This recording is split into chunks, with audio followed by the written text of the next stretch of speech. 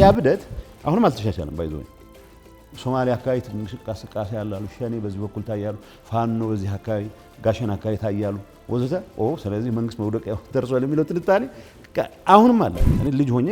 ለኛ ነበር ሰው ግዙፍ ሰውም ልምታ ካለኝ ጭቅጭቅ ውስጥ ገባለሁ ቀስስ ብልት ካገኘው ምናምን ላለ ግን አንዳንዴ ደግሞ አሰብ አለበት የመጀመሪያ ዙር ትሞክርና ከቀጠቀጠ ትሞክራለህ ይሁን ሰዓት ላይ ገላጋይ ቢመጣ ጥሩ ነው እስቲል ይወደክ እየተነሳ አሁንም ካልጣልኩት ምትል ከሆነ ዘን ይሮን አምሮ የለም በአቱዝ ኤክስፔንስ ስንሰውን ምናስጨርሰው ስለተስማማህ ብቻ እኮ አይደለም ወደ ሰላም ትመጣው አንድ ሐሳብ ስላለ ብቻ ነው ሰላሙ ያዋጣል ብለህ ስላመንከው ግን ሰላሟን የምትመርጣት ሌላ ዝግጅት ከሆነ አሁንም የሆነ ስብስብ ፈልገህ አዲስ አበባ ለመመለስ ከሆነ እንደዛ ነው የሚሉት አሁን አዲስ አበባ በአውሮፕላን መምጣት ይችላል ችግር የለውም ጥቅምት 24 የት ነበር ካንተ ፋኖ ከፌደራል መንግስት ጋር ግጭት ውስጥ የገባው ፕሪቶሪያ ተፈረመ ብሎ ነው ምንም ጥያቄ የለውም ይሄ በግልጽ የያዙት አቋም ኢሳያስ ተኮልፍና ማለት ተደናቀፍን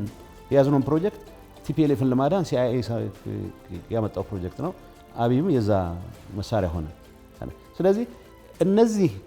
ቲፒኤልኤፍ ባለመጥፋቱ ትግራይ ሙሉ በሙሉ ባለመበርከኳ ያኮረፉ ሰዎች ድንገት ህብረት ፈጥሬ ከነዚህ ጋር መንግስት ጥላለሁ ብለህ ስታስብ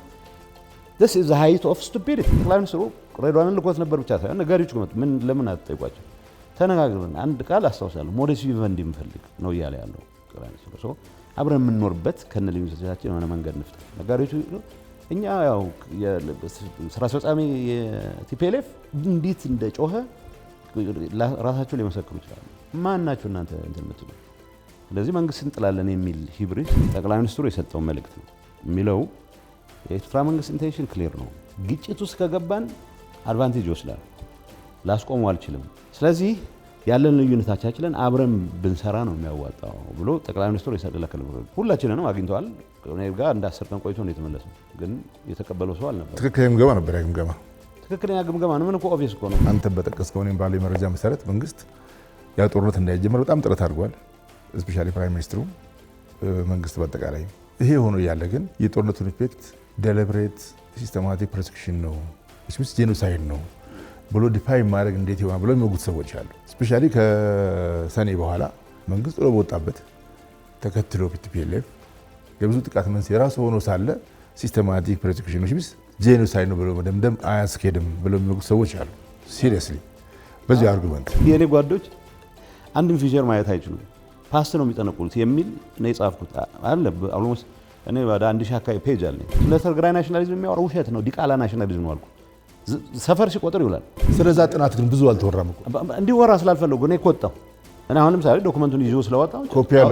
አለኝ ነው ያው ትንሽ ነገር እስቲ 76% of the crimes were committed specifically በኤርትራውያን ተፈጸሙ ይልና ሰዋታው ዛሬ ከ24% assortment of ፋኖ አለ ያልገባ እኮ የለም ትግራይ ውስጥ እኮ ድል ገጠመኛ ያለ ማንኛውም ፋኖ አንድ ያረጋው ዝም ብሎ ኋላ ሊሆን ይችላል እንጂ ሁሉ የግል ሽፍታ የነበረም ሳይቀር እኮ ነው ትግራይ ላይ ተረባለው የግል ሽፍታ አዲስ አበባ መመላለስ እኮ በክህደት የሚያስጠረጥር ነበር ጠቅለው ገፍተው ካስወጡ በኋላም ሳይቀር ድንገት ወጥተው የሆነ ነገር ባልክ ቁጥር ይሄ ሰው ይታዩታላችሁ ይላል በቀደም አንዱ ሲያስቀኝ ነበር አንድ ጓደኛዬ እዳጋ አርቢ ልጅ ነውና አንዱ ገና ትንሽ ልጅ አግብቶ ልምድ የላትም ምናምን ብሎ ጣልጣል አረጋት ፈታት ከዛ ከውጭ ሀገር የሚኖር ሰው ያገኔ ልጅ ዳሩልኝ ብሎ አግብቷት አስተምሯት ምናምን ትልቅ ቦታ ደርሳ አሁን ኢንስታግራም ላይ ምናምን ፎቶ ትለጥፋለች እና ሰውየው እንግዲህ ድሮ የጣላት ነች እና ሁሉ ጊዜ ያወጣ አያችኋት እቺን ባለጌ ይላል ያንተም ጉዳይ እንደዛ ነው የሆነብንና ፕሪቶሪያን አንብቦ የሚያውቅ ብዙ የለም የቲፒኤልኤፍ አመራር በጣም ነው የሚያስቀኝ መጀመሪያውም ክደውት ነበር እንደዚህ ያላልን ምን አይነት ነገር ምናልባት በቅርብ ጊዜ የጻፍኩና ይዘውና